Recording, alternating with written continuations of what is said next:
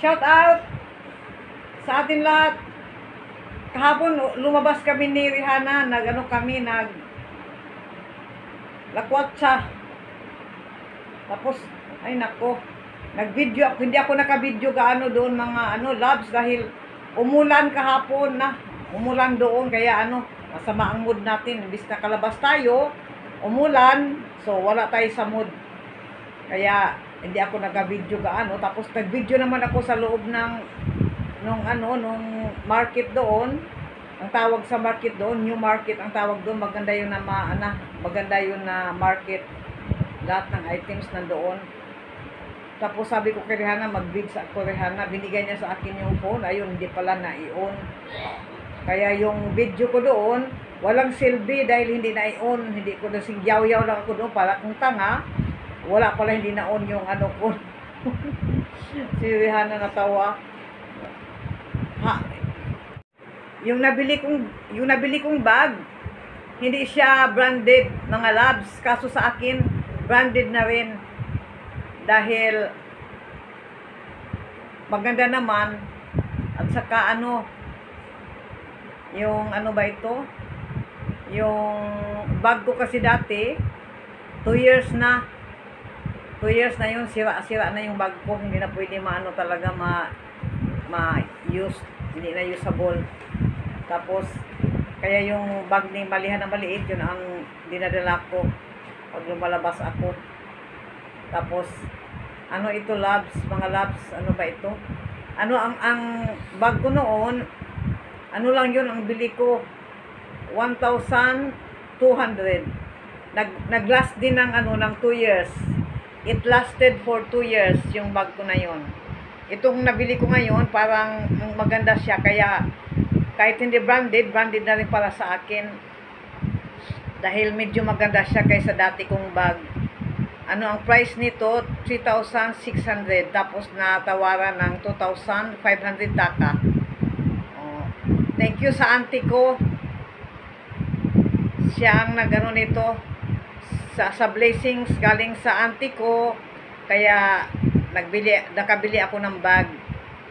Bigay ito sa akin ng tiya ko. Parang parang pang-advance birthday ko. May pang-advance birthday na ako na gift from my auntie. So, ang yaw-yaw natin ngayon, kahapon ako. Messy ang lakad namin dahil maulan. Kaya, madalian lang kami. Umalis kami ni Rihanna, naabutan na kami doon. Pag dating namin talaga sa mall na yun, 1 p.m. exactly na. Sandali lang kami doon, tapos kumain kami ng sandwich doon, tapos dinalhan ko si Maliha dahil dito lang si Maliha.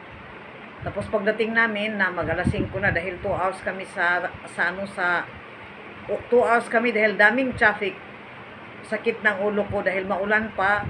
Ang tagal pa namin, nakauwi 2 hours bago nakauwi ng bahay dahil mag-traffic. Here we go! On the rickshaw. Ayan yung driver na nakunan kaunti. Dito kami nakasakay. Papunta na kami nito sa sa lugar na binilhan namin. Anong tawag na mall, honey? Ewan ko anong tawag na yun na mall.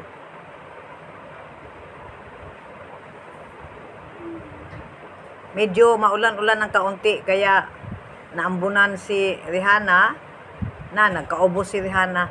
Binilhan ko siya ng prescribed na doktor sa kanya dati nung inubos siya, at saka may hatching, sneezing.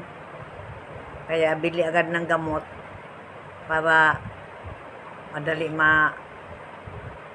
tanggal ang mga ubo at sipon. Wala naman siyang sipon, hatching lang. Tingnan nyo yung Dhaka view. Comment down below. Anong masabi ninyo dito sa lugar? Tapos ito din, binilhan ko sila ng ano ba ito, yung pang nila, pang bahay na damit. Ito kukunin ito ni Rihanna. Itong dilaw, gusto ni Maliha.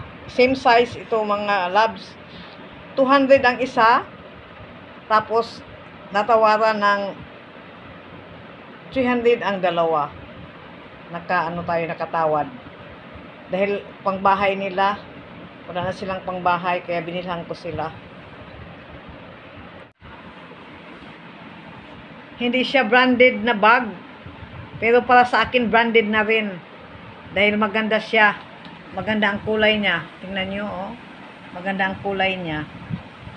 May handle ito na ano. Sa ano ba ito? Made in China. Made in China. Happy na ako sa bag ko. Thank you. You're the night sky trying to make me see